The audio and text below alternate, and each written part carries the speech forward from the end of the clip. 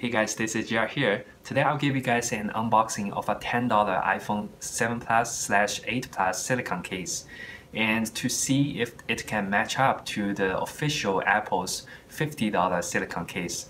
Let's get started. As you can see, this is the package for this silicone case. It fits iPhone 8 Plus and it's made by HiOrange, which is a Chinese company, I believe. And here's the back of the package. Now let's open this case.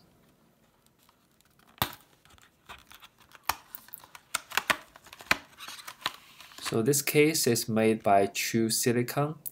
It has the same texture feeling, something like soft rubber, just like the official Apple silicone case.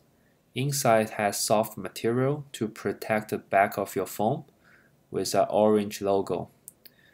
But the back of the case, there's no Apple logo. The camera cutout is the same. Now let's see how the case fits in my phone. The back is very clean. And this is the blue color. I really like this combination on my black phone. So pretty much that's it. If you like this video, please give us thumbs up and I'll see you next time.